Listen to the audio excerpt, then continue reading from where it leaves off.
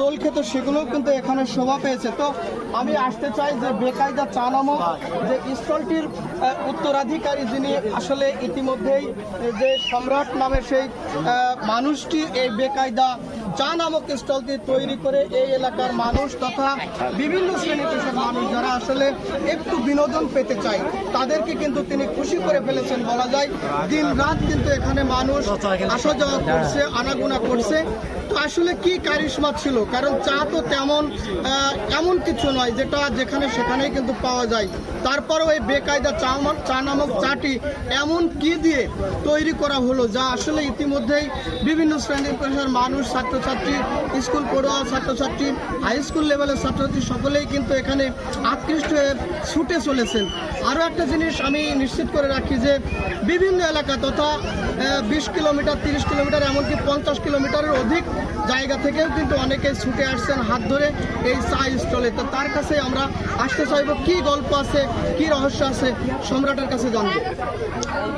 ধন্যবাদ সবাইকে, যারা বিশেষ করে ধন্যবাদ যারা জানায় যে যারা দূর দূরান্ত থেকে বেকায়দাতে আসছেন, প্রতিনিয়ত আমাকে যে ভালোবাসা দিচ্ছেন। আসলে এই যে মানে যে কথা আপনি বললেন যে চা তো সব জায়গায় পাওয়া যায়, চা এমন কি জিনিস যে এত জায়গা থেকে মানুষ আসছে।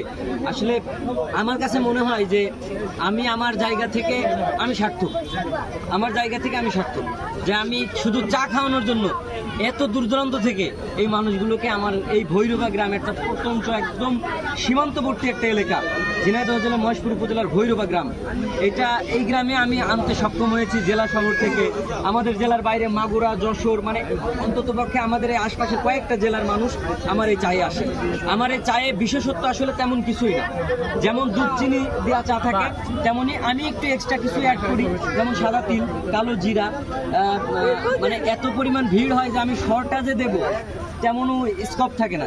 আবার অনেকে এসে আমার এখানে অভিযোগ করেন যে আপনার এই চা খুব একটা টেস্ট না।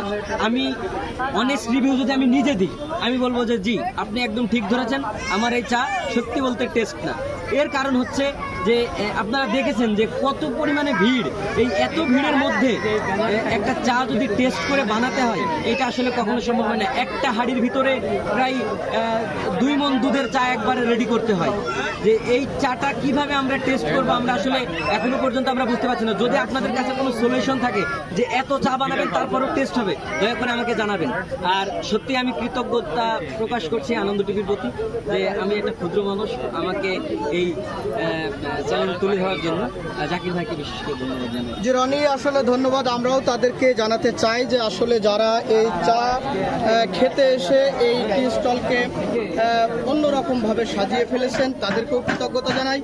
আমি রনি, পিছনে আপনি দেখবেন আরও যে আসলে একদিকে যেমন ছেলে মেয়ে, মা বোন সকলেই কিন্তু এখানে এসে চা খাওয়ার জন্য ভিড় করে। তো আমি এই ছিল ঝিনাইদহের মহেশপুর উপজেলার একেবারে সীমান্তবর্তী এলাকাতে বেকায়দা নামক চা স্টল, অর্থাৎ সম্রাটের যে ভাইরাল চা, সেই চা খেতে আসা উপচে পড়া মানুষের যে ভিড় এবং মানুষের যে অনুভূতি, তার সর্বশেষ পরিস্থিতি।